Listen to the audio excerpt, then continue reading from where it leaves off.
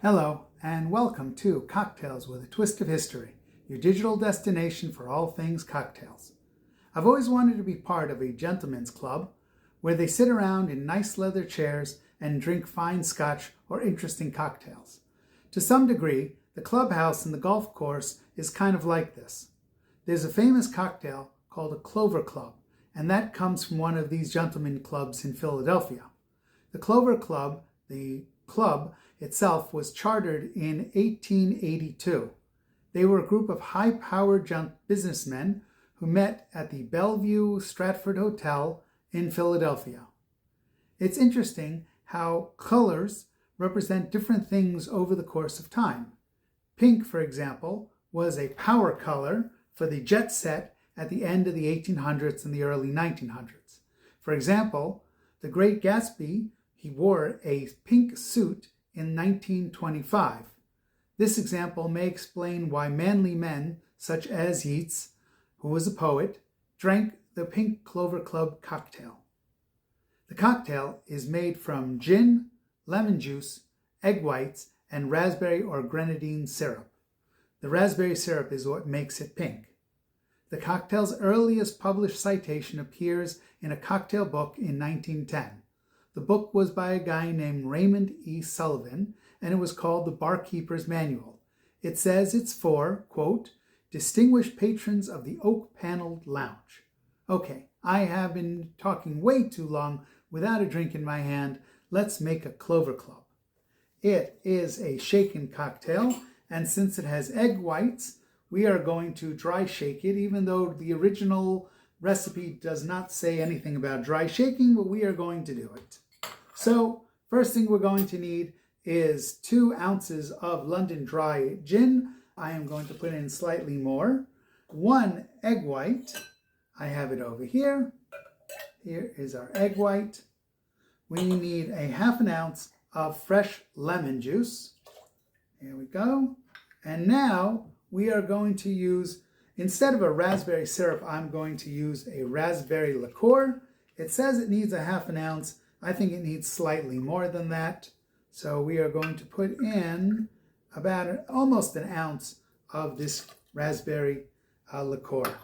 If you're using the raspberry syrup, maybe you should only use the ½ ounce. We're going to see.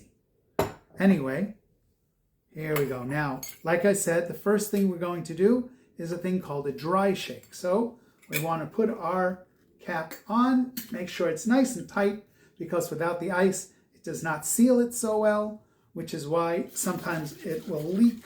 We don't want that to happen. And we are going to shake this quite a bit, right? Now you really have to shake it so that the lemon juice and the egg whites emulsify. And it makes it so that it's a little safer to eat the egg whites. And here we go. We are going to open it up and we are going to put in our ice. And like I always say, I'm going to put plenty of ice in there. Here we go. Close this back up. Now we're going to make sure it is nice and tight. And once again, we're going to shake. And it needs a lot of shaking because you really want that egg white to make like a frothy kind of foam on the top. Here we go. And that should be good. Now it says to put it into a cocktail glass.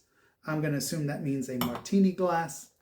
Here we go. The one I have is actually a little bit on the large side, so it may not fill up the whole thing. We will see. But as you can see, it is that pink color.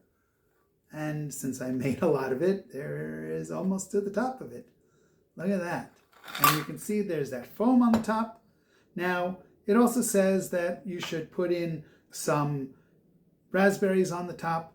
I have some cherries. I like cherries, so I'm going to put the cherries in. Okay, let's try this, the Clover Club.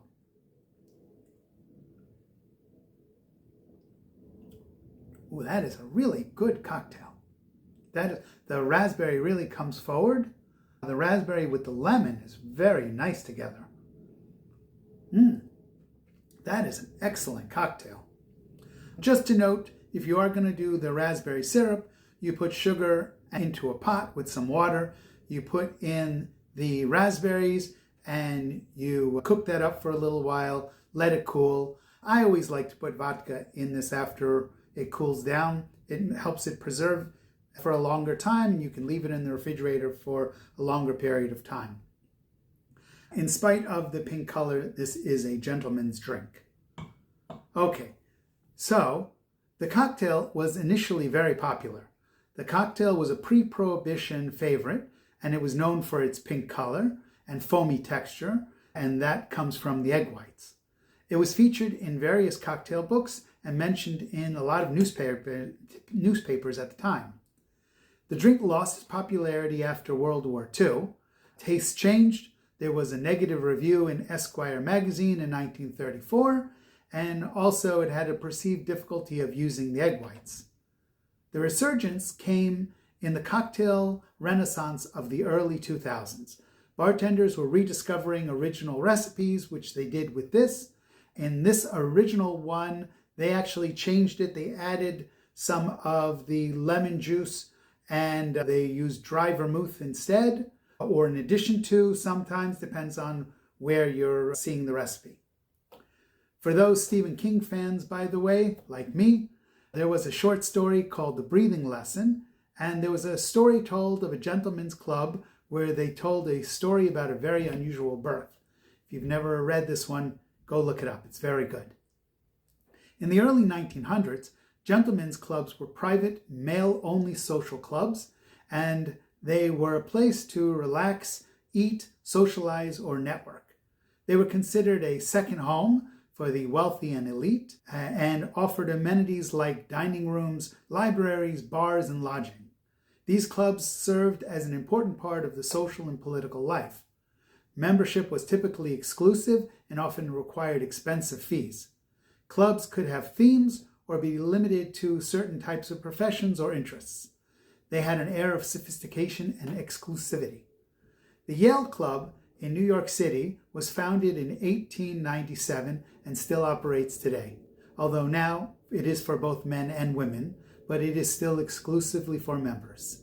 Well, as always, if you have more pieces of information, you can put it in the comments, you can send it to us by email, or you can tell it to the bottle. We want to know. Also, please like, please subscribe, please follow, and please send a link of this show to people that you know so that they can enjoy cocktails with a twist of history. Thank you.